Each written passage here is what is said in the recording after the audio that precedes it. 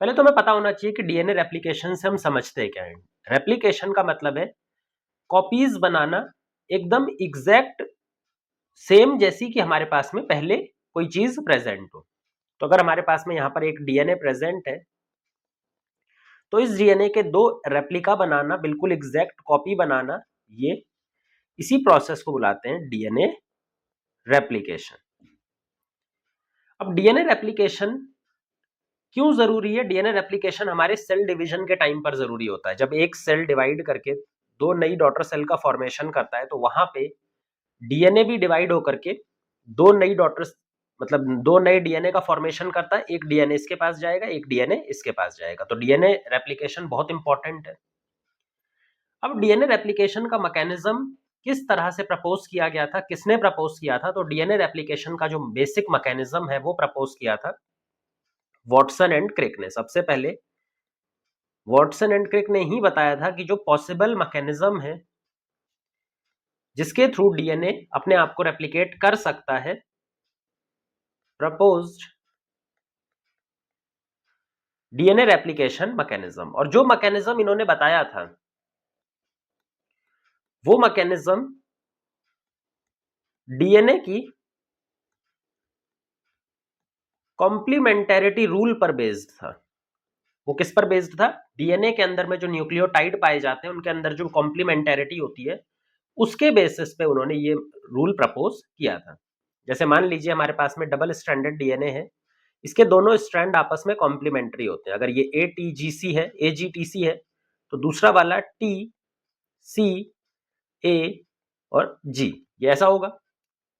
तो इन्होंने बताया कि जब रेप्लिकेशन के टाइम पर क्या होता है कि रेप्लिकेशन के टाइम पर ये दोनों स्ट्रैंड आपस में अलग अलग हो जाते हैं। ये अलग हो गया और ये दूसरा वाला हमारा अलग हो गया। तो ए जी टी सी यहां पे अलग है और टी सी ए जी ये अलग है। अब बात आती है कि नया स्ट्रैंड कैसे सिंथेसाइज होगा। नया स्ट्रैंड, ये टेम्पलेट स्ट्रैंड बन गया, ये जो सिंगल स्ट्रैंडेड फॉर्म है इसी को बोलते हैं टेम्पलेट स्ट्रैंड। इस टेम्पलेट को यूज करके, सिंगल स्ट्रैंडेड डीएनए को यूज करके नया जो स्ट्रैंड है वो सिंथेसाइज किया जा सकता है बेस्ड ऑन कॉम्प्लीमेंटेरिटी रूल।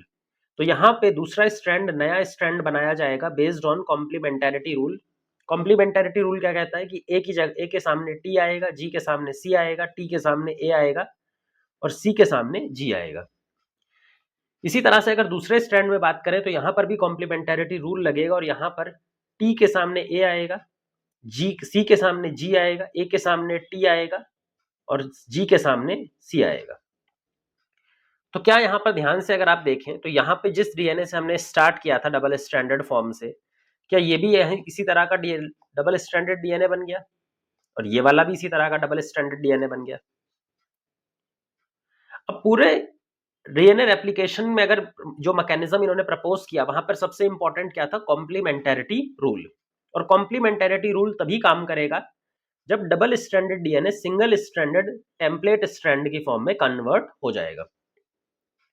ये जो नए डीएनए बने हैं, इन दोनों नए डीएनए में अगर ध्यान से देखें तो जो एक स्ट्रैंड है, ये जो सिंगल स्ट्रैंड है, ये कैसा है? ओल्ड। ये पुराना वाला है, ये ओल्ड है, ओरिजिनल है या पेरेंटल है। यही पहले पेरेंटल में भी यही प्रेजेंट था। तो ये ओल्ड है, ओरिजिनल है या फिर पेरेंटल है। जबकि ये वाला जो पीले कलर से हमने बनाया है ये नया बनाया गया है टेम्पलेट को यूज करके, पेरेंटल स्ट्रैंड को यूज करके, उसके सीक्वेंस को यूज करके कॉम्प्लीमेंटेरिटी रूल के बेसिस पे ये नया स्ट्रैंड बनाया गया है। तो ये हमारे पास में क्या है? New strand. तो एक है ओरिजिनल स्ट्रैंड, पेरेंटल स्ट्रैंड, और एक है हमारा न्यू स्ट्रैंड। दूसरे वाले डीएनए में भी यही बात है, ये पेरेंटल स्ट्रैंड है, ओरिजिनल स्ट्रैंड है, और ये न्यू स्ट्रैंड, ये नया बनाया गया है। तो जितने भी नए डीएनए बनाए जाते हैं उनके अंदर एक सिंगल स्ट्रैंड पेरेंटल वाला होता है जो कि ओरिजिनल वाला होता है, और एक स्ट्रैंड नया बनाया जाता है। तो आधा पेरेंट से स्ट्रैंड आता है एज इट इज और एक स्ट्रैंड नया बनाया जाता है। इसी मैकेनिज्म को बोला जाता है semi conservative mechanism of DNA replication. तो जो वॉटसन एंड क्रिक ने डीएनए रेप्लिकेशन मैकेनिज्म प्रपोज किया था उसको क्या बोलते हैं दूसरे वर्ड्स में? Semi conservative mode of DNA replication. Semi conservative इसलिए कि जब भी दो नए डीएनए बनते हैं तो उसमें आधा तो पेरेंट्स का डीएनए स्ट्रैंड आ जाता है, जैसा कि पेरेंट्स में था सेम टू सेम वैसा, आधा तो कंजर्व्ड रहता है। लेकिन जो नेक्स्ट आधा पार्ट होता है या फिर जो दूसरा स्ट्रैंड होता है वो नया बनाया जाता है, वो कंजर्व्ड नहीं होता। तो एक पार्ट कंजर्व्ड होता है, एक नया बनाया जाता है, एक पार्ट कंजर्व्ड रहता है और एक नया बनाया जाता है। तो इसी को बोलते हैं सेमी कंजर्वेटिव। आधा कंजर्वेटिव होता है और आधा नया बनाया जाता है। तो ये इन्होंने प्रपोज किया था वॉटसन एंड क्रिक ने। लेकिन अब हमें यहाँ पे देखना है कि इसको प्रूफ किसने किया था। भाई ये तो इन्होंने प्रपोज कर दिया कॉम्प्लीमेंटेरिटी रूल के बेसिस पे डायरेक्टली, लेकिन इसको प्रूफ करने के लिए भी कुछ साइंटिस्ट ने अपने एक्सपेरिमेंट परफॉर्म किए होंगे। तो वो जो एक्सपेरिमेंट है उनकी बात हम यहाँ पर करने वाले हैं। तो जो प्रूफ है सेमी कंजर्वेटिव मैकेनिज्म का, वो दो ग्रुप ऑफ साइंटिस्ट ने प्रपोज किया है। एक तो है मेसेल्सन एंड स्टाहल और एक है टेलर और उनके कलीग्स। मेसेल्सन एंड स्टाहल और दूसरे हैं टेलर एंड हिज कलीग्स। इन दोनों ने दो अलग अलग तरह के ऑर्गेनिज्मिक ग्रुप पर सेमी कंजर्वेटिव डीएनए रेप्लिकेशन को प्रूव किया। मेसेल्सन एंड स्टाहल ने प्रोकैरियोटिक सेल ई कोलाई के सेल पर डीएनए कंजर्वेटिव मैकेनिज्म को, semi conservative mechanism of DNA replication को प्रपोज किया, जबकि टेलर ने किसमें प्रपोज किया? यूकैरियोट्स में। एक प्लांट है विसिया फाबा, उसके अंदर में इन्होंने प्रूफ किया, वो अभी हम एक्सपेरिमेंट के टाइम पर पढ़ेंगे। स्टार्ट करते हैं मेसेल्सन एंड स्टाहल से। इन्होंने ही सबसे पहले डीएनए सेमी कंजर्वेटिव मैकेनिज्म को बैक्टीरिया के अंदर में, ई कोलाई के अंदर में प्रूफ किया। क्या एक्सपेरिमेंट इन्होंने परफॉर्म किया, किस तरह से ये चीज इन्होंने बताई?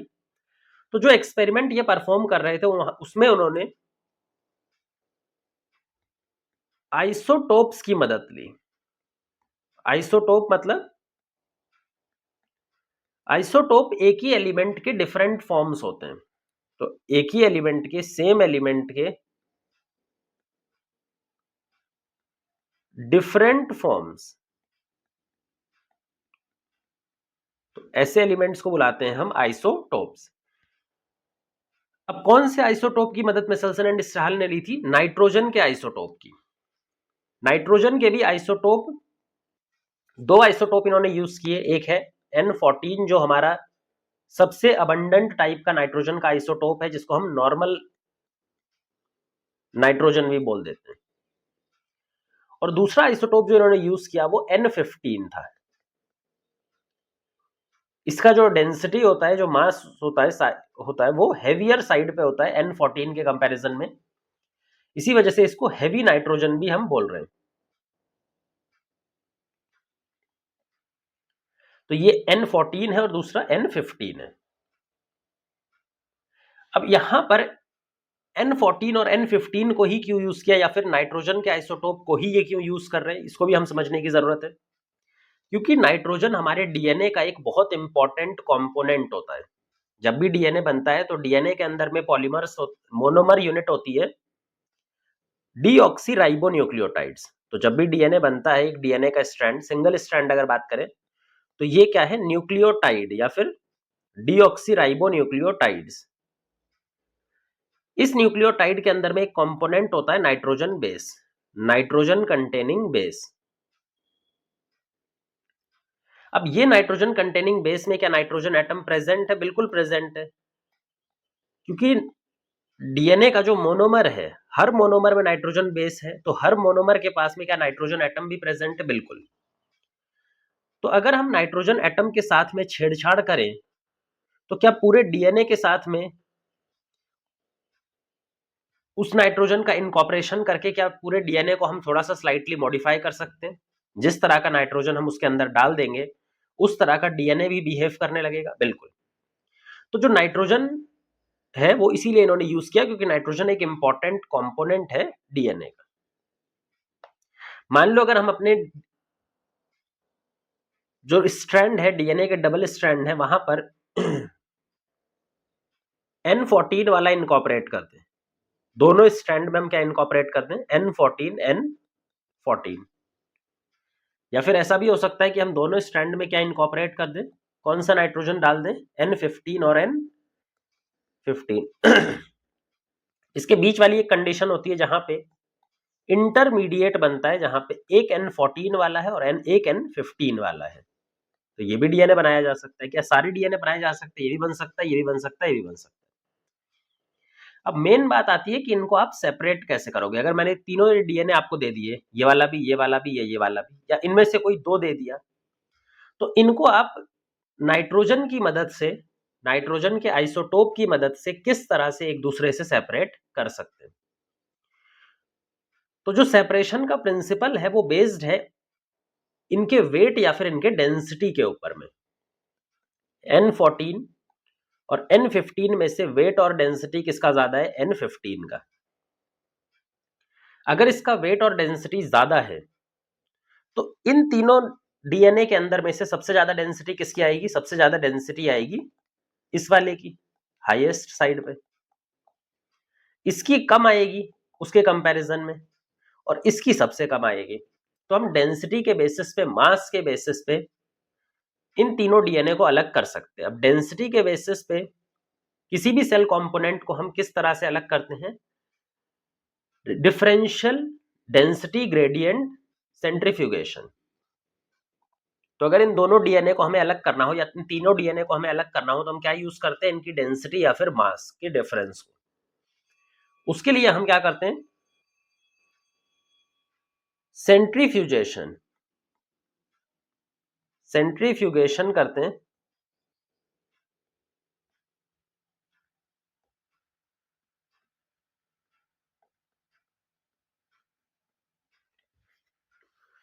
इन सीजियम क्लोराइड, इन सीजियम क्लोराइड। सीजियम क्लोराइड एक ऐसा सॉल्यूशन है जिसके पास अलग अलग जगह पे डेंसिटी उसकी चेंज होती रहती है। ऊपर डेंसिटी कम होती है और जैसे जैसे हम नीचे आते जाते हैं डेंसिटी क्या होती है? वो बढ़ती जाती है। तो डेंसिटी नीचे की तरफ क्या हो रही है? बढ़ रही है। अगर हम डेंसिटी की बात करें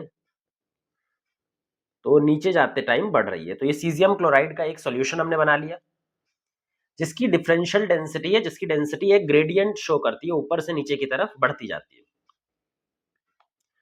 अब इस सॉल्यूशन में हमने क्या डाल दिया? हमारा तीन तरह का डीएनए डाल दिया। एक ये वाला डीएनए डाल दिया N14 N14, एक N14 N15 और एक N15 N15, और फिर इसको बहुत तेजी से रोटेट कर दिया, सेंट्रीफ्यूज कर दिया, ताकि जो प्रोसेस ग्रेविटेशनल की मदद से धीरे धीरे सेटल होता वो बहुत तेजी से हो जाएगा। अगर आप यहाँ पर मॉलिक्यूल्स को छोड़ दोगे तो ये बहुत धीरे धीरे ग्रेविटी की मदद से सेटल होंगे, लेकिन आप बहुत तेजी से अगर रोटेट कर दोगे तो इनके ऊपर में एक एडिशनल फोर्स लगेगा, सेंट्रीफ्यूगल फोर्स, और ये जो सेटलिंग स्पीड है वो और तेज हो जाएगी, बहुत तेज हो जाएगी। ठीक, तो इसीलिए हम इसको बहुत तेजी से सेंट्रीफ्यूज कर देते हैं, एक मशीन की मदद से रोटेट कर देते हैं।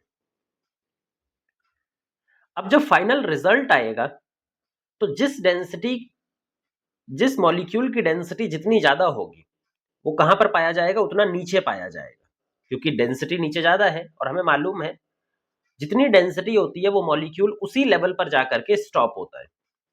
जिसकी कम डेंसिटी होगी वो ऊपर पाया जाएगा, जिसकी इंटरमीडिएट डेंसिटी होगी वो यहां पर पाया जाएगा। तो जब फाइनली रिजल्ट आएगा सेंट्रीफ्यूगेशन के बाद में फाइनल, तो हमें तीन तरह का, या तो ऐसे बना लो या फिर सेंट्रीफ्यूजेशन जो हमने किया है, सेंट्रीफ्यूगेशन, उसकी मदद से ऐसे भी बना सकते, दोनों ठीक है। बस आपको इतना याद रखना है कि जो बेस है टेस्ट ट्यूब का, ये जो बेस है यहाँ पर हाई डेंसिटी है और यहाँ पर जो टिप पोर्शन है यहाँ पे लो डेंसिटी है। अगर सीधा बना रहे हो तो यहाँ पे हाई डेंसिटी है और यहाँ पे लो डेंसिटी है। अब समझते हैं कौन कौन सा बैंड कहाँ पे मिलेगा। तो हमें यहाँ पर तीन डिफरेंट तरह के बैंड की फॉर्म में जो डीएनए मॉलिक्यूल्स है वो सेपरेट हो जाएंगे, जिनकी सबसे कम डेंसिटी है वो यहाँ पर आएंगे लो डेंसिटी वाली साइड पे, जिनकी सबसे ज्यादा डेंसिटी है वो यहाँ पर आएंगे हाई डेंसिटी वाली साइड पे, और जिनकी बीच वाली डेंसिटी है वो यहाँ पर आएंगे। तो यहाँ पे हमें कौन सा डीएनए बैंड मिलेगा? N14, यहाँ पे कौन सा मिलेगा? N15, जबकि यहाँ पे कौन सा मिलेगा? N15, N14। तो ये डीएनए हम इस तरह से सेपरेट कर सकते हैं। अगर आप इसको हॉरिजॉन्टल बनाया है, सेंट्रीफ्यूगेशन की मदद से दिखा रहे हो, तो भी कोई दिक्कत नहीं है, जो बेस होता है, जो इसका क्लोज्ड वाला पोर्शन होता है, वहां पे हैवी डेंसिटी है N15 N15 दिखेगा, बीच में तो N14 N15 दिखेगा या N15 N14, और सबसे ऊपर में हमें दिखेगा N14 N14। तो ये 3 बैंड की फॉर्म में हमें सब चीजें दिखाई पड़ेंगी।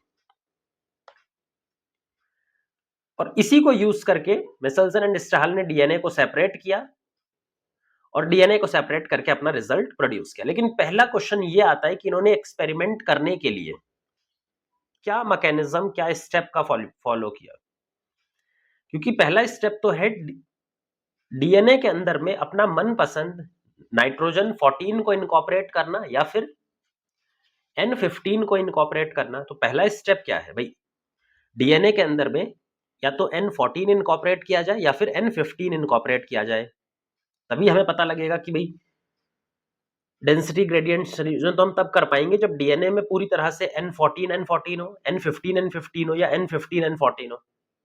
तो किसी भी डीएनए में ये अपना मनपसंद नाइट्रोजन हम कैसे ऐड करते हैं, किस तरह से मेसल्सन एंड स्टाहल ने इसको परफॉर्म किया था। तो मेसल्सन एंड स्टाहल के स्टेप्स देखते हैं। देखो मेसल्सन एंड स्टाहल ने सबसे पहले स्टेप में क्या किया, जो ई कोलाई इन्होंने यहां पर लिया था, जो बैक्टीरियल सेल इन्होंने यूज किया था, उसको इन्होंने ग्रो किया इन अ कल्चर मीडियम। इन्होंने किसमें ग्रो किया, एक कल्चर मीडियम में उसको ग्रो किया। अब कल्चर मीडियम क्या होता है भाई, कल्चर मीडियम एक ऐसा सॉल्यूशन होता है जिसके अंदर में किसी भी सेल को ग्रो करने के लिए, जैसे हम यहाँ पर ई कोलाई को ग्रो करा रहे हैं, तो ई कोलाई को ग्रो करने के लिए जितनी भी जरूरी चीजें होती हैं वो सारी जरूरी चीजें इसके अंदर में होनी चाहिए। तो कल्चर मीडियम का सिंपल सा मतलब है आइडियल सॉल्यूशन, कोई ऐसा सॉल्यूशन जो कि बैक्टीरिया की ग्रोथ के लिए बिल्कुल आइडियल हो, उसमें सारी चीजें प्रेजेंट होनी चाहिए जो बैक्टीरिया को ग्रो करने के लिए जरूरी है। अब इस सॉल्यूशन को इन्होंने मॉडिफाई किया, इसी सॉल्यूशन में मॉडिफाई करके डीएनए को, जो ई कोलाई है उसके डीएनए में हम अपना मनपसंद नाइट्रोजन N15 ऐड करने वाले हैं। तो इस सॉल्यूशन के अंदर में इन्होंने जो नाइट्रोजन सोर्स यूज किया था, भाई किसी भी सेल को ग्रो करने के लिए कार्बन सोर्स चाहिए, नाइट्रोजन सोर्स भी चाहिए ताकि वो अपना प्रोटीन बना पाए, डीएनए बना पाए। तो जो यहां पर इन्होंने नाइट्रोजन सोर्स प्रोवाइड किया था, नाइट्रोजन का सोर्स प्रोवाइड किया था, वो किस फॉर्म में प्रोवाइड किया था, अमोनियम क्लोराइड NH4Cl। और इसी NH4Cl से बैक्टीरिया पूरा का पूरा जो नाइट्रोजन जरूरत है उसको कहीं पर भी सेल में तो वो इसी NH4Cl अमोनियम क्लोराइड को लेकर के अपने अंदर मेटाबोलाइज करके नाइट्रोजन एक्सट्रैक्ट करता है। अब इस अमोनियम क्लोराइड के अंदर में हमने जो ये जो NH4 है, नाइट्रोजन है, इसको इन्होंने क्या कर दिया, इसको यूज किया इन्होंने हैवी फॉर्म ऑफ नाइट्रोजन, मतलब इस तरह का N15H4Cl। जो इन्होंने अमोनियम क्लोराइड यूज किया इस सॉल्यूशन में, उसमें कौन सा नाइट्रोजन यूज किया, उसमें इन्होंने हैवी नाइट्रोजन यूज किया, N15 वाला नाइट्रोजन यहां पर इन्होंने यूज किया। क्योंकि यहां पे इन्होंने पूरा नाइट्रोजन N15 वाला यूज किया है, तो जब बैक्टीरिया धीरे धीरे यहां पर ग्रो करेगा, और बैक्टीरिया जब ग्रो करता है तो बैक्टीरिया के साथ में डीएनए भी डबल होता है भाई। हर बार जब भी बैक्टीरिया डबल होगा, वैसे बैक्टीरिया का डीएनए सर्कुलर होता है आपको मालूम है, लेकिन अगर हम सिंपल सा इसको लीनियर इसी तरह से फॉर्म करके रखें, चलो लीनियर सर्कुलर ही बना दें, तो जब एक बैक्टीरिया दो बैक्टीरिया बनेगा तो क्या डीएनए भी तो दो बनेगा, डीएनए भी तो रेप्लिकेट करेगा। फिर जब 4 बनेगा तो सेल के साथ में हमारा डीएनए भी तो 2 बनेगा, तो डीएनए भी टोटल कितना बनेगा, 4। अब जो नया स्ट्रैंड डीएनए बनता जा रहा है, जैसे across the generation, generation after generation, 1 generation, 2 generation, 3 4 5 10 20 30 40, तो जो भी नया डीएनए बनने वाला है, उस नए डीएनए के बनने के लिए नाइट्रोजन कहां से आने वाली है, इस सॉल्यूशन में से। अब इस सॉल्यूशन में तो नाइट्रोजन का एक ही फॉर्म प्रेजेंट है, हैवी नाइट्रोजन। तो जो भी डीएनए यहां पर बनने वाला है, जो भी डीएनए यहां पर बनने वाला है, इसका अगर हम छोटा सा एक सेगमेंट ले लें, तो जो भी डीएनए यहां पर बनेगा, क्या वो फाइनली इस तरह का बनेगा, क्योंकि धीरे धीरे इसके अंदर में N15 जाकर के इनकॉर्पोरेट होता हुआ चला जाएगा। तो एक टाइम ऐसा आएगा जब पूरे ई कोलाई के अंदर में N15 वाला ही डीएनए दिखाई पड़ेगा। दोनों स्ट्रैंड में N15 N15 जाकर के बैठ जाएगा। तो इस तरह से हमने क्या किया, जितना भी बैक्टीरिया हमने कल्चर में ग्रो किया था उसके अंदर में N15 में जो डीएनए है उसको इनकॉर्पोरेट कर लिया। अब है सेकंड स्टेप। सेकंड स्टेप में आप पता कैसे करोगे कि भाई हमारा जो ई कोलाई है उसके अंदर में सारा का सारा डीएनए N15 वाला हो गया है। उसको पता करने का सबसे इजी तरीका है, बस आप सेंट्रीफ्यूज कर दो। सेंट्रीफ्यूज करने पर आपको सारे के सारे बैंड कैसे दिखाई देने चाहिए, हैवी बैंड। अगर आपको 100% हैवी बैंड दिखाई दे, सारे के सारे बैंड कैसे दिखाई दे, N15 हैवी बैंड 100%, तो इस सिचुएशन को क्या बोलते हैं? तो इससे हमें क्लियर हो जाएगा कि ई कोलाई के अंदर जितना भी डीएनए है उस सब में N15 जाकर के पहुंच चुका है। तो इस तरह से पहला इन्होंने ये एक्सपेरिमेंट परफॉर्म किया। अब है तीसरा स्टेप। तीसरे स्टेप में इन्होंने क्या किया, जो ई कोलाई को ये N15 मीडिया में ग्रो कर रहे थे, जिस भी ई कोलाई को ये N15 मीडिया में ग्रो कर रहे थे, उसको उठा करके इन्होंने डाल दिया एक दूसरे कल्चर मीडिया में। ये कल्चर मीडिया 2 है, अगर ये हमारे पास में ओरिजिनल कल्चर मीडिया या कल्चर मीडिया 1 था। अब इस कल्चर मीडिया के अंदर में सब कुछ वो प्रेजेंट है जो कल्चर मीडिया 1 में था, बिल्कुल एग्जैक्ट उसी तरह से सब कुछ प्रेजेंट है। सिर्फ एक फर्क है कि जो नाइट्रोजन सोर्स हम यहां पर यूज कर रहे हैं NH4Cl, वो अब की बार 14 वाला है। तो यहां पर जो आप आइसोटोप यूज कर रहे हो नाइट्रोजन का, वो कौन सा है अब की बार? N14। यहां पर नाइट्रोजन कौन सा था? N15। ये फर्क है। तो जो नया कल्चर मीडियम है उसमें पूरी तरह से क्या प्रेजेंट है? N14। और अब हमने बैक्टीरिया को इसमें ग्रो करने दिया। बैक्टीरिया आराम से अब इसके अंदर में स्टार्ट कर रहा है ग्रो करना। अब बैक्टीरिया कैसे ग्रो करता है, कैसे अपने आप को डिवाइड करता है, इसके लिए आपको ई कोलाई का डिवीजन टाइम पता होना चाहिए। आपको मालूम है ई कोलाई का डिवीजन टाइम कितना होता है? 20 मिनट्स। मतलब हर 20 मिनट में वो क्या करता है? अपना नंबर डुप्लीकेट कर लेता है। हर 20 मिनट में अपना नंबर डुप्लीकेट कर लेगा। लेकिन हमें यहां पर सेल से मतलब नहीं है, हमें यहां पर डीएनए से मतलब है। जब एक सेल दो सेल के अंदर में कन्वर्ट होता है, दो सेल में डिवाइड करके दो सेल बनाता है, तो उस टाइम पर डीएनए भी हमेशा डिवाइड करके क्या बनाता है? दो नए डीएनए का फॉर्मेशन करता है। तो इस एक्सपेरिमेंट के लिए हमें ई कोलाई सेल से मतलब नहीं है, हमें किससे मतलब है? ई कोलाई के अंदर में प्रेजेंट जो डीएनए है वो कैसे अपना नंबर इंक्रीज कर रहा है। तो अगर हम एक छोटा सा, वैसे ई कोलाई का डीएनए कैसा होता है? सर्कुलर। लेकिन अगर हम एक छोटा सा सेक्शन लें दिखाने के लिए, तो यहां पे किस तरह से वो अपना डुप्लीकेशन करेगा? वो अपना डुप्लीकेशन हर 20 मिनट में करेगा। अच्छा, जो 20 मिनट में ये डुप्लीकेशन करेगा, तो स्टार्टिंग में हमारे पास में N15, ये वाला स्ट्रैंड भी N15, मतलब 100% N15 प्रेजेंट है। जब एक जनरेशन पास होगी, एक जनरेशन कब पास होगी? 20 मिनट पास होने पे। 20 मिनट पास होने पे सेल डिवाइड करता है, और सेल डिवाइड करके दो नए डीएनए का फॉर्मेशन करता है। जब दो नए डीएनए का फॉर्मेशन करता है, तो अकॉर्डिंग टू मेसेल्सन एंड स्टाहल क्या होना चाहिए? According to Meselson and Stahl ये होना चाहिए कि दोनों स्ट्रैंड अलग हो जाए, N15 वाले, N15 वाले, और जो नया स्ट्रैंड सिंथेसाइज हो वो कैसा होना चाहिए? N14 वाला। भाई अब ये क्यों N14 वाला क्यों है? क्योंकि आप ध्यान से देखो, जो हमारा मीडियम है अब की बार, जो हमारा नेक्स्ट नया मीडियम है जिसमें हमने इसको बाद में डाला है, वो उसके अंदर में क्या प्रेजेंट है? N14।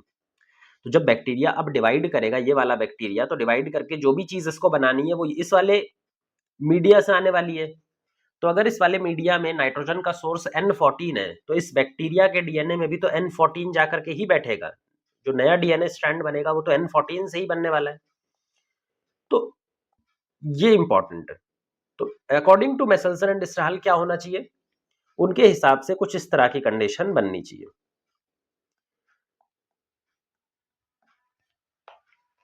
मतलब कि सारा का सारा डीएनए कैसा बन जाना चाहिए? हाइब्रिड या फिर इंटरमीडिएट। 100% डीएनए कैसा बन जाना चाहिए according to Meselson and Stahl? Intermediate density वाला। क्योंकि सारा डीएनए रेप्लिकेट करेगा तो उसकी डेंसिटी क्या हो जाएगी, इंटरमीडिएट।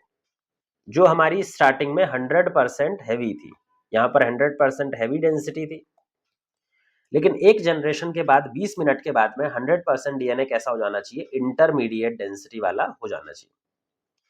फिर एक और बार 20 मिनट कंप्लीट हुआ, और जैसे ही 20 मिनट कंप्लीट हुआ तो जनरेशन 2 आएगी, और जनरेशन 2 में अकॉर्डिंग टू मेसेल्सन एंड स्टाहल क्या होना चाहिए, फिर से समझो, according to Meselson and Stahl ये दोनों अलग हो जाने चाहिए।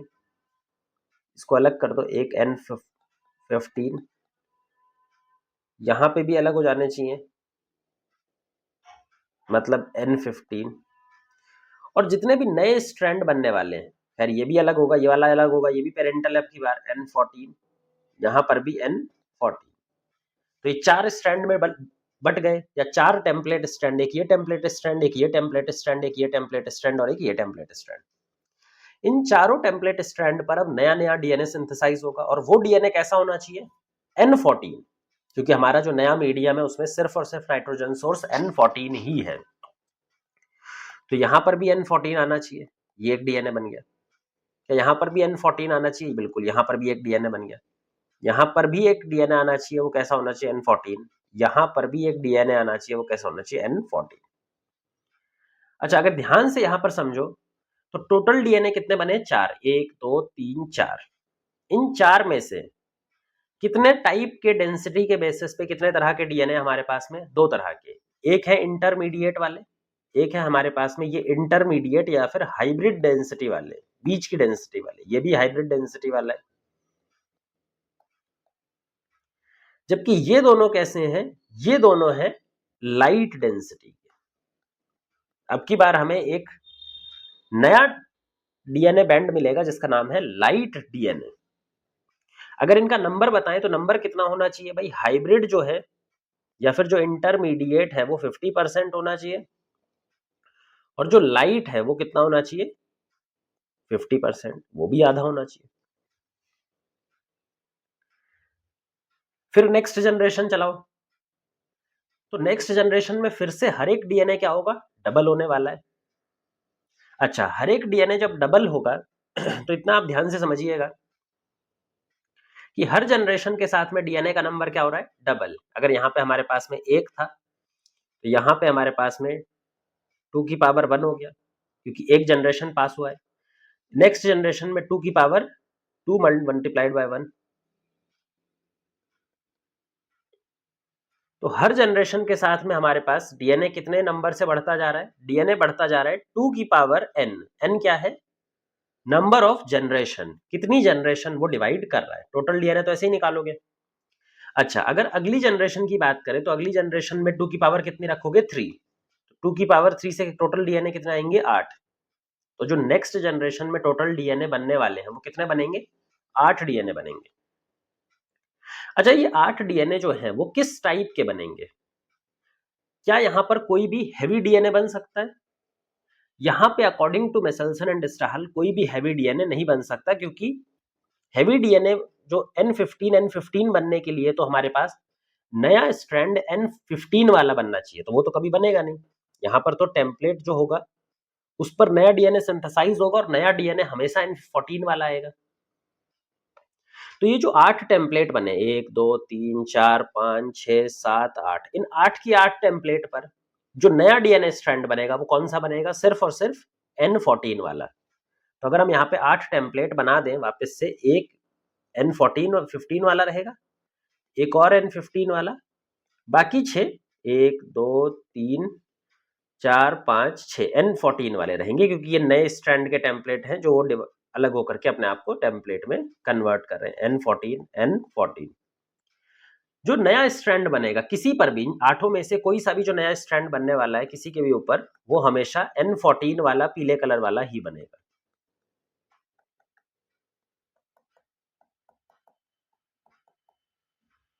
अच्छा, यहां पर ध्यान से देखो, यहां पर हमें टोटल कितने तरह के डीएनए की डेंसिटी के बेसिस पे दिखाई दे रहे हैं, 2। एक आपको इंटरमीडिएट या हाइब्रिड दिखाई दे रहा होगा, और ज्यादा नंबर में कौन दिखाई दे रहे होंगे, ज्यादा नंबर में आपको लाइट वाले डीएनए दिखाई दे रहे होंगे। ठीक है, तो यहां पर अगर हम बात करें तो जो हाइब्रिड डेंसिटी वाले हैं, हाइब्रिड साइज वाले हैं, वो कितने हैं? सिर्फ 2। जबकि इंटरमीडिएट वाले कितने हैं? उनका नंबर बढ़ता जा रहा है। उनका नंबर यहां पे कितना हो गया? 6। अब इस पूरे को एक बार कनेक्ट करते हैं। देखो, जब हमने फर्स्ट जनरेशन जब डीएनए उठाया ही था N15 मीडिया से, तो 100% हैवी स्ट्रैंड था। हैवी स्ट्रैंड के अलावा हमारे पास में कुछ था ही नहीं। फिर जब हमने एक जनरेशन पास होने दी, 20 मिनट पास होने दिया, तो नेक्स्ट जो डीएनए स्ट्रैंड अब बनने वाला है वो तो N14 ही बनेगा। मतलब दोनों स्ट्रैंड जो N15 वाले थे वो अलग हो गए, और उन पर जो नया स्ट्रैंड सिंथेसाइज हुआ है वो N14 वाला हुआ है। अगर दोनों पर N14 वाला सिंथेसाइज हुआ है तो इंटरमीडिएट डेंसिटी वाले कितने बनेंगे? हमेशा 2 बन गए यहां पे, एक इसके ऊपर एक इसके ऊपर।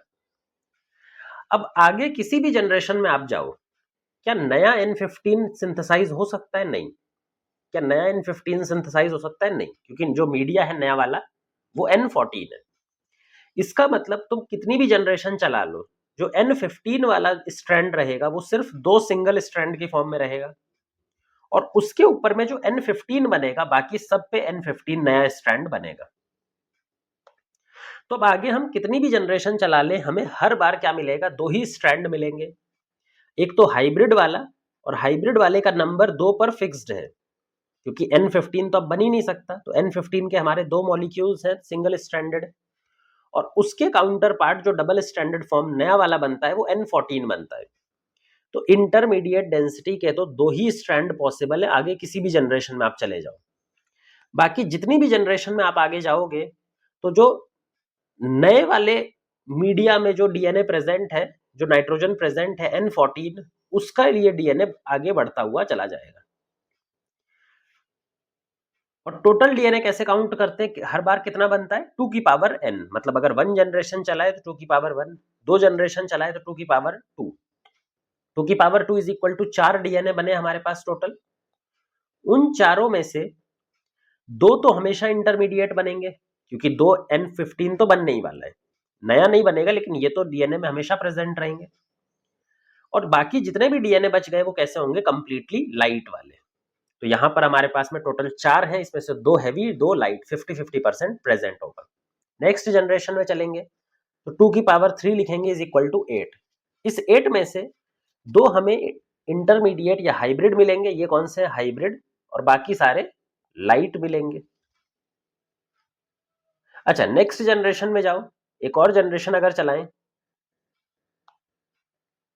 तो एक और जनरेशन चलाने पर हमें क्या मिलेगा? 2 की पावर 4 इज इक्वल टू 16। इस 16 में से 2 हमारे हम हाइब्रिड होंगे, क्योंकि 2 हाइब्रिड बनने ही वाले हैं, लेकिन बाकी 14 कैसे होंगे? लाइट। इसका मतलब हाइब्रिड का नंबर तो 2 ही बनने वाला है, आप किसी भी जनरेशन में चले जाओ, लेकिन लाइट का नंबर कॉन्टिन्यूअसली डबल होता जा रहा है, लाइट का नंबर कॉन्टिन्यूअसली बढ़ता जा रहा है। According to Meselson and Stahl ये होना चाहिए, sorry, according to Watson and Crick semi conservative model. अब हम बात करते हैं मेसेल्सन एंड स्टाहल को क्या इसी तरह का रिजल्ट मिला था या फिर दूसरे तरह का रिजल्ट मिला था? तो जो मेसेल्सन एंड स्टाहल को रिजल्ट मिला, उसमें उन्होंने दिखाई दिया कि जब उन्होंने ओरिजिनल N15 मीडिया से जो इकोलाई उठाया था, उसका डीएनए जब सेंट्रीफ्यूज किया, तो सेंट्रीफ्यूज करने के बाद में इनको सिर्फ एक ही स्ट्रैंड मिला, एक ही बैंड मिला, जो था हैवी बैंड। पूरा का पूरा कैसा बैंड था? हैवी बैंड, N15 वाला। फिर इन्होंने एक जनरेशन पास होने दी, एक जनरेशन पास होके हमारे पास में 2 इकोलाई बन गए, 2 इकोलाई या फिर 2 डीएनए भी बन गए। जब 2 डीएनए बने होंगे तो उसमें से दोनों डीएनए कैसे बने होंगे? N14 N15 N15 N14। और सेम इनको यही रिजल्ट भी मिला जब इन्होंने अब की बार सेंट्रीफ्यूगेशन कराया, तो अब की बार इनको हैवी डीएनए नहीं मिला, सिर्फ एक सिंगल बैंड मिला इंटरमीडिएट डीएनए का। एक सिंगल बैंड मिला किसका? इंटरमीडिएट डीएनए का, जो कि बीच का था। मतलब सिंपल सी बात है, N15 N14 वाला। यही चीज हमने यहाँ पे बताई थी, मेसेल्सन सेमी कंजर्वेटिव मोड के हिसाब से भी यही चीज सही थी। जो पहली जनरेशन बनेगी उसमें 100% इंटरमीडिएट बनेंगे, तो ये भी सही है। फिर इन्होंने एक नेक्स्ट जनरेशन चलाई, सेकंड जनरेशन। सेकंड जनरेशन पर उनको दिखाई दिया कि डीएनए डिवाइड करके 4 डीएनए बन गए, और उन 4 में से जब सेंट्रीफ्यूगेशन इन्होंने किया तो अब की बार इनको 2 बैंड दिखाई पड़े। एक बैंड दिखाई दिया लाइट बैंड, एक बैंड दिखाई दिया इनको लाइट बैंड, और एक बैंड दिखाई दिया इनको heavy band, sorry intermediate band या हाइब्रिड बैंड। तो एक अब की बार लाइट बैंड दिखाई दिया, लाइट बैंड यानी N14 और एक हाइब्रिड वाला बीच का। फिर इन्होंने नेक्स्ट जनरेशन चलाई, जब नेक्स्ट जनरेशन चलाई तो फिर से इनको 2 बैंड मिले, एक लाइट वाला बैंड और एक हाइब्रिड वाला बैंड, ये लाइट वाला ये हाइब्रिड वाला। फिर से इन्होंने नेक्स्ट जनरेशन चलाई, तो नेक्स्ट जनरेशन में इन्हें क्या दिखाई दिया कि लाइट बैंड धीरे धीरे क्या कर रहा है, वो बड़ा होता जा रहा है। लाइट बैंड का साइज धीरे धीरे बड़ा होता जा रहा है, लेकिन हेवी जो हाइब्रिड डीएनए है उसका साइज बराबर है। फिर नेक्स्ट जनरेशन चलाई, नेक्स्ट जनरेशन में क्या दिखाई पड़ा, लाइट डीएनए जो है वो और बड़ा हो गया, इतना बड़ा हो गया, लेकिन इंटरमीडिएट या हाइब्रिड डीएनए अभी भी इतना ही है। फिर नेक्स्ट जनरेशन चलाई, तो नेक्स्ट जनरेशन में क्या देखा, हाइब्रिड डीएनए और ज्यादा बड़ा हो गया, लाइट डीएनए और बड़ा हो गया, लेकिन हाइब्रिड डीएनए उतना ही रहा। अब ध्यान से आप देखो, तो स्टार्टिंग में आपको क्या मिला था, 100% हेवी डीएनए बैंड, एक ही बैंड मिला था। सेकेंड जनरेशन में 100% एक ही बैंड हाइब्रिड बैंड मिला था। थर्ड जनरेशन में आपको 2 बैंड मिले, एक लाइट बैंड और एक हाइब्रिड बैंड या इंटरमीडिएट बैंड। और अब जैसे जैसे आप जनरेशन को बढ़ाते जाओगे, मान लो ये फर्स्ट सेकंड, ये थर्ड जनरेशन है, ये फोर्थ जनरेशन है, हर 20 मिनट के बाद ये फिफ्थ जनरेशन है, ये सिक्स्थ जनरेशन है। तो जनरेशन आफ्टर जनरेशन क्या हो रहा है, हेवी जो डीएनए है, मतलब हाइब्रिड डीएनए या इंटरमीडिएट डीएनए, उसका बैंड का साइज विड्थ नहीं बढ़ रहा था, उसका बैंड विड्थ जितना बड़ा पहले था उतना ही बड़ा रह रहा है। लेकिन अगर ध्यान से देखें तो जो लाइट डीएनए है उसका विड्थ बढ़ता जा रहा है, ये यहाँ पे यहाँ तक है, यहाँ पे और बड़ा हो गया, यहाँ पे और बड़ा हो गया, अक्रॉस जनरेशन ये बढ़ता हुआ जा रहा है। अब ये सेम चीज हमने यहां पर देखी थी according to semi conservative mode से। जो लाइट डीएनए था या फिर जो नया मीडियम वाला नाइट्रोजन वाला डीएनए था, वो कॉन्स्टेंटली इंक्रीज होता जा रहा है, वो कॉन्स्टेंटली हर बार इंक्रीज हो जाता है। लेकिन जो हाइब्रिड डीएनए बनेगा वो फिक्स्ड है, जितना ओरिजिनल हमारे पास में सिंगल स्ट्रैंडेड N15 प्रेजेंट था, उतने ही molecules of max to max जो हमारे पास में हाइब्रिड डीएनए बन सकते हैं वो वही होंगे। और यहां पर हमारे पास में कितने N15 प्रेजेंट थे स्टार्टिंग में, 2, क्योंकि एक single standard DNA double standard DNA था, और उन दोनों को अलग करने पे 2 टेम्पलेट मिलते हैं हमें N15 वाले। तो हाइब्रिड वाला जो बनेगा उसका साइज इंक्रीज नहीं होगा, लेकिन लाइट वाले का साइज इंक्रीज होता हुआ जा रहा है। तो अपने इस रिजल्ट को, अपनी इस जो डेंसिटी बैंड है, इसको इन्होंने एक्सप्लेन किया semi conservative DNA mode of replication से। ये इजिली एक्सप्लेन हो रहा है। इसका सिंपल सा मतलब है कि जो डीएनए रेप्लिकेशन इकोलाई में हो रहा है वो बिल्कुल सही बात है, वो सेम सेमी कंजर्वेटिव मोड को ही फॉलो करता है, जैसा कि वाटसन एंड क्रिक ने बताया था। तो ये सेमी कंजर्वेटिव ही होता है। ये एक्सपेरिमेंट काफी इंपॉर्टेंट है, इस पे न्यूमेरिकल्स बहुत सारे बनते हैं। अभी न्यूमेरिकल्स किस तरह के बनते हैं, क्या फॉर्मूला उनमें यूज करना चाहिए, उनमें किस तरह के वेरिएशन आजकल क्वेश्चन में पूछे जा रहे हैं, वो सारी बातें हम करने वाले हैं। लेकिन एक बार छोटा सा एक और एक्सपेरिमेंट है, यूकैरियोट में किसने डीएनए रेप्लिकेशन सेमी कंजर्वेटिव को प्रूव किया था, वो समझना चाहिए हमें। तो अब बात करते हैं, ये तो प्रोकैरियोट्स की बात हो गई जो मेसेल्सन एंड स्टाहल ने बताया। यूकैरियोटिक सेल में भी इसी तरह से एक साइंटिस्ट थे जिनका नाम था टेलर एंड उनके कलीग्स, या फिर टेलर एंड एटेल। उसका मतलब यही होता है कि टेलर और उनका जो ग्रुप था पूरा, उन्होंने इस पर काम किया। टेलर ने क्या सैंपल ऑर्गेनिज्म यूज किया, क्योंकि इन्होंने यूकैरियोट सेल पे वर्क कर रहे थे, तो कोई यूकैरियोटिक ऑर्गेनिज्म होगा। तो यहाँ पे विसिया फाबा, विसिया फाबा, विसिया फाबा एक तरह का प्लांट होता है, फाबा बीन प्रोड्यूस होते हैं इसके अंदर। अब इस प्लांट में इन्होंने as a sample organism use किया। अब इस प्लांट में डीएनए कहां पर प्रेजेंट होगा, भाई प्लांट है, यूकैरियोट है, तो हमारा यूकैरियोटिक डीएनए तो क्रोमोसोम में प्रेजेंट होता है।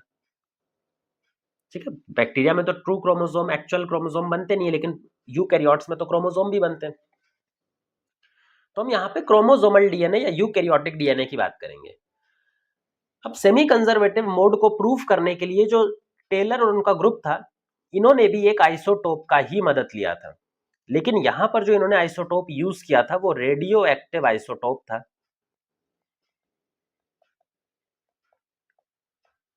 रेडियो एक्टिव आइसोटोप था जिसमें इन्होंने हाइड्रोजन का थर्ड फॉर्म जो ट्रिटियम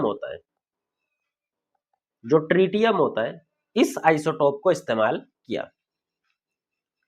इस आइसोटोप को इस्तेमाल करके इन्होंने जो एक डीएनए का न्यूक्लियोटाइड होता है, एटीजीसी होता है, इसका जो थाइमीन वाला पार्ट था इसके अंदर में ट्रिटियम को डाल दिया, या फिर इसको रेडियो एक्टिव बना दिया। किसको? सिर्फ थाइमीन को। अब जब इन्होंने थाइमीन को रेडियो एक्टिव बना दिया, फिर इन्होंने डीएनए रेप्लिकेशन स्टार्ट करवाया और फिर ये देखा कि एक बार डीएनए जब रेप्लिकेट करता है तो धीरे धीरे किस तरह से हमारा जो रेडियो एक्टिविटी है वो कम होगी। इन्होंने पहले रेडियो एक्टिव सारा का सारा ट्रिटियम डाल दिया और उसके बाद में नॉर्मल हाइड्रोजन को डाला, नॉर्मल हाइड्रोजन प्रोवाइड किया, जो हाइड्रोजन 1 होता है, जो नॉर्मल होता है हमारा। और कैसे कैसे हर जनरेशन के बाद जो रेडियो एक्टिविटी है उसमें कितना परसेंटेज लॉस दिखाई पड़ रहा है, हर जनरेशन के साथ में कितना लॉस हो जाता है उसमें, इसी को मेजर करके उन्होंने क्या बताया कि यूकैरियोट्स के अंदर, क्रोमोसोम के अंदर भी जो डीएनए रेप्लिकेशन है वो सेमी कंजर्वेटिव होता है। बिल्कुल सही बात थी ये जो वॉटसन एंड क्रिक ने बताई थी। बस इनका जो याद आपको रखना है कि इन्होंने प्लांट यूज किया था, यूकैरियोट यूज किया था, क्रोमोसोमल डीएनए की बात की है, यूकैरियोटिक डीएनए की बात की है, और जो आइसोटोप इन्होंने यहां पर यूज किया है वो रेडियो एक्टिव है। लेकिन अगर हम मेसेल्सन एंड स्टाहल की बात करें तो उनका N15 आइसोटोप रेडियो एक्टिव नहीं है। वहां पर हम जो सेपरेशन कर रहे हैं या फिर जो स्टडी कर रहे हैं वो डेंसिटी के बेसिस पे, एक दूसरे से इनकी डेंसिटी कितनी अलग है उसके बेसिस पे अलग करते हैं। यहां पर हम रेडियो एक्टिविटी के बेसिस पे अलग करेंगे, कौन सा थाइमीन रेडियो एक्टिव है और कौन सा थाइमीन नॉर्मल है, रेडियो एक्टिव नहीं है। तो ये रेडियो एक्टिव नहीं है और ये रेडियो एक्टिव ट्रिटियम वाला है। तो खैर इसमें बस इतना ही होता है, इसमें बहुत अच्छे न्यूमेरिकल्स नहीं बनते। न्यूमेरिकल्स जो है वो मेसेल्सन एंड स्टाहल वाले एक्सपेरिमेंट पे बनते हैं। अब मेसेल्सन एंड स्टाहल एक्सपेरिमेंट के न्यूमेरिकल्स सॉल्व करने के लिए हमें कुछ फॉर्मूले पता होने चाहिए डायरेक्टली प्री हैंड, और उससे वो एक बार में आपका निकल आएगा। तो जो एक्सपेरिमेंट वो देता है वो आपको जनरली मीडियम 1 दे देगा, और मीडियम 1 से उठा करके आपको बैक्टीरिया को डालना रहेगा मीडियम 2 में। अब ये मीडियम 1 और 2 कोई सा भी हो सकता है ये नाइट्रोजन 14, ये नाइट्रोजन 15 हो, या फिर ऐसा भी हो सकता है ये 15 बना दे, ये 14 बना दे। तो ये आपको ध्यान रखना है कि आजकल वो क्वेश्चन को चेंज कर देता है, बेसेल्सन एंड स्टाहल का क्लासिकल एक्सपेरिमेंट से भी हल्का फुल्का चेंज भी कर देता है। आपको सिंपल सा ध्यान ये रखना है कि जब बैक्टीरिया पहले मीडियम में ग्रो कर रहा था तो 100% बैक्टीरिया के अंदर जो डीएनए होगा वो पहले वाले मीडियम जैसा ही होगा। अगर पहला वाला मीडियम N14 था तो पूरा का पूरा डीएनए कैसा होगा? N14 और पहला वाला मीडियम अगर N15 वाला था तो सारा का सारा डीएनए कैसा होगा? N15 वाला, N15 जो मेन काम आता है वो मीडियम 2 से आता है, क्योंकि सिंपल सा इस एक्सपेरिमेंट में हम क्या बोलते हैं, हमने मीडियम 1 से उठा करके इकोलाई को, बैक्टीरिया को मीडियम 2 में डाला। तो जब मीडियम 2 में हमने डाला तो across 3 generation, across 4 generation, across 5 generation, across 6 generation कितने डीएनए सिंथेसाइज हुए टोटल डीएनए में से कितने ऐसे हैं जो हाइब्रिड हैं, कितने ऐसे हैं जिनके अंदर में जो सेकंड मीडिया में नाइट्रोजन प्रेजेंट है, पूरी तरह से वो वाला नाइट्रोजन प्रेजेंट है, या कितने ऐसे हैं जिनके अंदर में पुराना वाला पूरा का पूरा प्रेजेंट है। ठीक है, तो इसी तरह के क्वेश्चंस हमारे पास में बनते हैं। अब आपको ध्यान रखना है कि जब भी कोई डीएनए डिवाइड करेगा, मान लीजिए हमने इसको उठा करके इसमें से डाल दिया, अगर हम एक डीएनए से स्टार्ट कर रहे हैं तो एक डीएनए हमारा यहाँ पर इस कंडीशन की बात करें तो N14 था, क्योंकि मीडियम 1 क्या था? N14। जब भी डीएनए डिवाइड करता है तो हर जनरेशन के साथ में नया डीएनए कितना बनता है? 2 की पावर n मतलब नंबर ऑफ जनरेशन। वो कितनी बार डिवाइड कर रहा है? एक बार डिवाइड करेगा तो टोटल डीएनए 2 बनेगा। अब आपको ध्यान रखना है कि हमारे पास में स्टार्टिंग में 2 सिंगल स्ट्रैंड नाइट्रोजन 14 है, जितने भी सिंगल स्ट्रैंड नाइट्रोजन 14 होंगे, आगे वाली जनरेशन में, आगे वाली किसी भी जनरेशन में जब हम उसको मीडियम 2 में ऐड करेंगे, तो सेकेंड जनरेशन में हो, थर्ड जनरेशन में हो, फोर्थ जनरेशन में हो, ये दोनों हमेशा हाइब्रिड डीएनए बनाएंगे। ये दोनों चल करके क्या बनाएंगे? Hybrid DNA. क्योंकि ये तो खुद तो ये N14 है, लेकिन जो नया मीडियम है वो N15 है। तो इसके मतलब जब इनके आगे सामने क्या बनेगा? N14। तो जो टोटल डीएनए बन जाएगा वो हाइब्रिड वाला बन जाएगा, N15 N14 N15 N14। तो हमेशा ही दो हाइब्रिड डीएनए आपको आगे मिलेंगे ही। अब दो ही क्यों मिलेंगे? क्योंकि आगे चल करके कोई भी N15 सिंथेसाइज करना पॉसिबल नहीं है। N15 तो फिक्स है, सॉरी N14 जो मीडियम 1 वाला डीएनए था वो तो फिक्स है, क्योंकि मीडियम 1 से तुमने उसको निकाल लिया है। तो मीडियम 1 वाला डीएनए अब और आगे नहीं बन सकता। अब आगे कौन सा बन सकता है? सिर्फ और सिर्फ मीडियम 2 का डीएनए।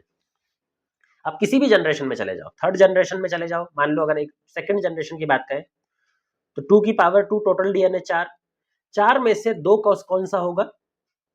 4 में से हमारा 2 होगा हाइब्रिड, और ये जो आएगा ये आएगा लाइट। 2 हाइब्रिड हो गया और 2 कैसा आएगा? लाइट। फिर एक और जनरेशन, कोई सी भी जनरेशन रख लो। अगर 5 जनरेशन के बाद मान लो हम चल रहे हैं, तो 5 जनरेशन के बाद टोटल डीएनए कितना बनेगा? 2 की पावर 4 4 8 16 32। तो टोटल डीएनए कितना बना? 32। अब इस 32 में से लाइट डीएनए और हाइब्रिड डीएनए कितना होगा? पहले हाइब्रिड निकाले, तो हाइब्रिड डीएनए कितना होगा? देखो हाइब्रिड डीएनए होगा, हमने स्टार्ट अगर एक डीएनए मॉलिक्यूल से किया था, तो एक डीएनए मॉलिक्यूल के पास में हाइब्रिड डीएनए लाइट, सॉरी जो लाइट डीएनए था, यहां पर हम मीडिया देखें, हाँ लाइट डीएनए N15 वाला था,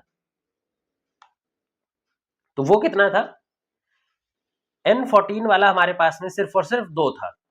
तो यहां पर हमेशा किसी भी जनरेशन में 2 डीएनए हाइब्रिड बनेंगे ही सही, 2 तो हाइब्रिड बनेंगे ही। जितने स्टार्टिंग में सिंगल स्ट्रैंडेड डीएनए मीडियम 1 वाले नाइट्रोजन के थे वो बनेंगे ही, वो हाइब्रिड का कंट्रीब्यूशन करेंगे। और जो बाकी बच गए वो क्या बनेंगे? नए मीडियम वाले नाइट्रोजन डीएनए पूरी तरह से N15 N15 N15 N15 कितने बनेंगे? 32 माइनस 2 इज इक्वल टू 30। हमेशा इसमें आपको ध्यान ही नहीं रखना है। पर प्रॉब्लम आती है जब हमारे पास में हम डीएनए का नंबर बढ़ा देते हैं या फिर सेल का नंबर बढ़ा के देता है। आजकल वो क्वेश्चन में कई बार क्या पूछता है कि वो एक सिंगल डीएनए से स्टार्ट नहीं करता, या फिर एक सिंगल इकोलाई सिंगल बैक्टीरिया से स्टार्ट नहीं करता, वो 2 बैक्टीरिया से स्टार्ट करेगा, 3 बैक्टीरिया से स्टार्ट करेगा, 4 बैक्टीरिया से स्टार्ट करेगा। तो मान लो हमारा जो मीडियम 1 है, वापस से हम ले लेते हैं, वो नाइट्रोजन 15 वाला है मीडियम 1, इसमें से बैक्टीरिया को डाल रहे हैं मीडियम 2 में जो कि नाइट्रोजन 14 वाला है। यहां से हमने कितने बैक्टीरिया यहां से डाले? हमने मान लो कि यहां से टोटल 10 इकोलाई को, या पहले 5 ले लेते हैं, थोड़ा सिंपल वाला ले लेते हैं, 5 इकोलाई को, 5 इकोलाई को हमने यहां से इस वाले मीडियम में डाल दिया। अगर 5 इकोलाई को हमने इस मीडियम में डाला है, तो आप समझो 5 जो है इकोलाई, उनके पास में टोटल सिंगल स्ट्रैंडेड डीएनए कितने होंगे? 15 वाले 10। ध्यान से देखना, जो 15 वाले डीएनए स्ट्रैंडेड टोटल वो कितने हैं? 10। इसका सिंपल सा मतलब है जितनी भी नेक्स्ट जनरेशन आएगी उसमें 10 स्ट्रैंड ऐसे बनने वाले हैं जो हाइब्रिड बनेंगे, क्योंकि ये 10 हाइब्रिड कंट्रीब्यूट करेंगे। और जो बाकी सारे होंगे वो कैसे होंगे? कंप्लीट लाइट वाले होंगे, बाकी सारे N14 वाले होंगे। जैसे अगर मान लो इसी डीएनए को, ये जो हमने इकोलाई डाले हैं ये 10 5 के 5, इन 5 इकोलाई को हमने 2 जनरेशन डिवाइड करने दिया। 2 जनरेशन मतलब 40 मिनट, 2 जनरेशन हमने इसको डिवाइड करने दिया। जब 2 जनरेशन हमने इसको डिवाइड किया तो टोटल डीएनए कितना बना, या टोटल इकोलाई कितना बना? तो वो बनता है n नॉट मल्टीप्लाइड बाय 2 की पावर 5। यहाँ पे हमें n नॉट मल्टीप्लाई करना पड़ेगा, initial number of E coli cell multiply करना पड़ेगा, क्योंकि यहाँ पे हम सिंगल इकोलाई की बात नहीं कर रहे हैं, तो हम यहाँ पे 1 नहीं ले सकते बाय डिफॉल्ट। अब हमने नंबर बोल दिया है तो हमें यहाँ पे 5 लेना पड़ेगा। तो टोटल डीएनए जो बनने वाला है वो कितना बनेगा? 5 मल्टीप्लाइड बाय 2 की पावर 5 इज इक्वल टू 32। जब इसको सॉल्व करेंगे तो ये आएगा 10 15 60 160। तो जो टोटल डीएनए बनने वाला है वो कितना आता है 160। लेकिन इस 160 में से कितने लाइट होंगे या कितने हमारे पास में ये जो सेकंड मीडिया वाला है, सेकंड मीडिया यहाँ पे लाइट डी नाइट्रोजन है, तो लाइट वाले कंप्लीटली होंगे और कितने हाइब्रिड होंगे ये निकालना है। तो जैसा मैंने तुम्हें बता दिया इन चार टोटल डीएनए में से हमेशा हमें क्या माइनस करना है, जो सिंगल स्ट्रैंडेड मीडिया 1 का नाइट्रोजन वाले डीएनए है, सिंगल स्ट्रैंडेड कितने हैं 10, हमेशा 10 होंगे क्योंकि हर डीएनए में 2 है, तो आप ऐसे भी लिख सकते हो। इसमें से हमें 10 माइनस करने हैं अगर हमें निकालना हो हाइब्रिड डीएनए। हाइब्रिड डीएनए पहले देखते हैं कितने बनेंगे। ये हमेशा बनते हैं 2 की पावर n नॉट। जितना भी डीएनए तुमने स्टार्टिंग में यूज किया था उसका डबल, क्योंकि हर डीएनए 2 स्ट्रैंड से बना हुआ होता है। टोटल कितने डीएनए स्टार्ट किए थे 5, उनको डबल करोगे तो हमेशा हाइब्रिड कितने बनेंगे 10। 10 तो तुम्हारे हाइब्रिड हमेशा के हमेशा बनेंगे ही। अगर 10 हाइब्रिड हैं तो नए वाले डीएनए, नए वाला जो नाइट्रोजन है वो हमारा N14 है, तो लाइट वाला कितना बनेगा, तो लाइट वाला हमारा बनेगा 160 माइनस 10 इज इक्वल्स टू 150। तो हमारे पास में 150 टोटल नए मीडिया वाला नाइट्रोजन आकर के पूरी तरह से डीएनए में बैठेगा। अब नया वाला नाइट्रोजन यहाँ पर N14 है, तो यहाँ पे इस तरह से हो जाएगा। एक और क्वेश्चन देते हैं, तो फिर इस पूरे एक और क्वेश्चन लेते हैं।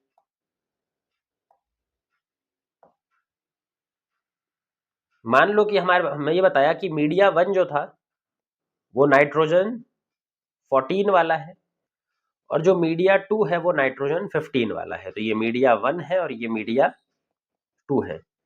यहां से हमने 4 सेल उठाए और 4 सेल को उठा करके डाल दिया किसमें, हमने 4 सेल को उठाया और 4 सेल को उठा के डाल दिया सेकंड मीडिया में जो कि N15 वाला है। अब इसको हमने चलने दिया टोटल 1 घंटे के लिए और ये सेल जो है वो इकोलाई ही है। हमने इसको कितने घंटे चलने दिया 1 घंटे।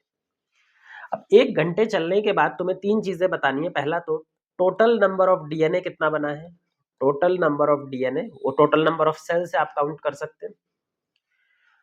दूसरा आपको बताना रहेगा total number of light DNA N14 DNA, light DNA after 1 hour कितना बनेगा टोटल।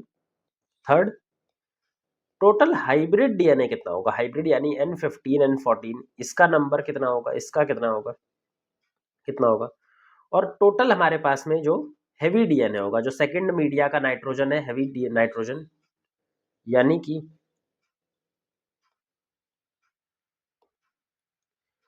N15 ये कितना बनेगा।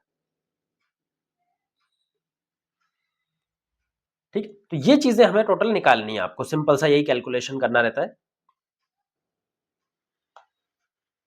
अब देखो यहां पे हमें क्या करना है, पहले तो हमें ये निकालना होगा कि हमारे पास टोटल इकोलाई कितने हमने यूज किए, एन नॉड, जो हमारा फॉर्मूला सिंपल सा है N naught, starting number of cell कितने 4, हमने 4 इकोलाई को यूज किया है। 4 इकोलाई के साथ में कितनी जनरेशन ऑफ इकोलाई यहाँ पे चली है टोटल, वो तुम निकालोगे टाइम से। टोटल टाइम कितना है 1 घंटा, तो 1 घंटे में इकोलाई की कितनी जनरेशन कंप्लीट होगी। अगर हम यहाँ पर इकोलाई की जनरेशन देखें तो 1 घंटा यानी 60 मिनट और हर एक इकोलाई जनरेशन 20 मिनट में होती है, तो टोटल इकोलाई जनरेशन 3 जनरेशन, तो टोटल जनरेशन 3 जनरेशन प्रोड्यूस हो जाएगी। अब इन 3 जनरेशन चलने के बाद पहला क्वेश्चन है हमारा टोटल नंबर ऑफ डीएनए। तो टोटल डीएनए हमेशा कैसे बनाते हैं, N T is equal to N naught 2 की पावर n। ये टोटल डीएनए है, ये इनिशियल नंबर ऑफ डीएनए हमने यूज कितना किया है, स्टार्टिंग में कितना डीएनए यूज किया है, और ये तो 2 की पावर n मतलब नंबर ऑफ जनरेशन, जो कि यहाँ पे 3 लिखी जाएगी। तो यहाँ पे स्टार्ट करते हैं, N T is equal to N final is equal to 4 cell से हमने स्टार्ट किया है मल्टीप्लाइड बाय 2 की power 3 is equal to 4 multiplied by 8 is equal to 32। तो टोटल जो डीएनए बनने वाला है वो कितना है 32।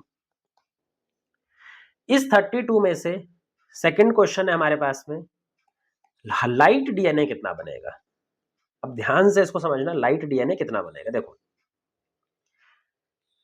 अगर हमारे पास में इस तरह से दो लाइट डीएनए थे N14 14 14 या एक ही बना लो, तो आगे किसी भी जनरेशन में जो नेक्स्ट डीएनए का स्ट्रैंड सिंथेसाइज होने वाला है वो किसकी वजह से होगा, मीडियम 2 की वजह से। नेक्स्ट स्ट्रैंड कभी भी मीडियम 1 का प्रोड्यूस हो ही नहीं सकता, वो हमेशा मीडियम 2 जैसा प्रोड्यूस होगा। अब यहां पे देख समझने वाली बात यह है कि मीडियम 2 में हैवी नाइट्रोजन प्रेजेंट है, N15 प्रेजेंट है, तो कभी भी हमारे पास में कंप्लीट ऐसा डीएनए वापस से नहीं बन सकता, क्योंकि नया स्ट्रैंड N14 बन ही नहीं सकता। नया स्ट्रैंड हमेशा और हमेशा कैसा बनेगा, 15 वाला। तो मैक्स टू मैक्स हमारे पास में हाइब्रिड डीएनए बन सकता है, लाइट डीएनए बन ही नहीं सकता। जो मीडियम 1 वाला डीएनए था वो नया मतलब मीडियम 2 के अंदर तो कभी बन ही नहीं पाएगा। मीडियम 2 में सिर्फ दो ही चीजें बनेंगी, एक बनेगा हाइब्रिड वाला और एक बनेगा मीडियम 2 वाला। मीडियम 2 यहाँ पे नाइट्रोजन है तो N15 वाला बनेगा और N15 N14 वाला बनेगा। N14 N14 नहीं बनेगा, तो N14 N14 0% बनेगा, 0 रहेगा। अब आते हैं हाइब्रिड पे, ये थोड़ा अच्छा क्वेश्चन है। तो थर्ड क्वेश्चन है हमारा हाइब्रिड। हाइब्रिड का नंबर कोई भी जनरेशन चल रही है उससे मतलब नहीं है, हाइब्रिड का नंबर हमेशा किसके बराबर होता है, 2 की पावर n0। अब हमने कितने डीएनए स्टार्ट किया था, कितना डीएनए स्टार्ट करके हम लिए थे, या कितने सेल हमने स्टार्ट किए थे, 4। तो 2 की power multiplied by 4 is equal to 8। किसी भी जनरेशन में, पहली जनरेशन में, दूसरी जनरेशन में, तीसरी जनरेशन में, तो तीसरी जनरेशन में भी कितना बनेगा, 8। लास्ट आता है हैवी नाइट्रोजन। अब हैवी नाइट्रोजन बन सकता है क्योंकि जो हमारा मीडियम सेकंड है उसमें भी हैवी नाइट्रोजन ही प्रेजेंट है। N15 वाला कितना बनेगा, तो लास्ट है N15 ये वाला हमारे पास में बनेगा। Total number of DNA minus hybrid, मतलब ये N total minus 2 N0। N total कितना है 32, अभी हमने यहां पर निकाल ही दिया। देखो N टोटल कहां निकाला हमने, ये N टोटल है हमारे पास में 32, और N टोटल में से हमें माइनस क्या करना है, हाइब्रिड वाले। हाइब्रिड वाले कितने, 2 multiplied by N0 is equal to 2 की power 2 multiplied by 4 is equal to 8। तो 32 माइनस 8 कितना हो जाएगा, 24। तो 24 हाइब्रिड रहेंगे, 8 हमारे 24 हैवी रहेंगे, 8 हाइब्रिड रहेंगे, 0 लाइट रहेंगे और टोटल 32 रहेंगे। तो इस तरह से हम कोई भी क्वेश्चन होगा बस उसको मीडियम 1 क्या दिया है, मीडियम 2 क्या दिया है, ये थोड़ा सा देख लेंगे, नंबर ऑफ सेल कितना लिया है ये थोड़ा सा देख लेंगे, और मीडियम 1 का टोटल प्योर फॉर्म अब आगे जाकर के नहीं बन सकता, सिर्फ और सिर्फ 2 N0 हाइब्रिड बनता है। तो ये हमने इस तरह से मेसेल्सन एंड स्टाल के न्यूमेरिकल क्वेश्चंस भी सॉल्व कर लिए।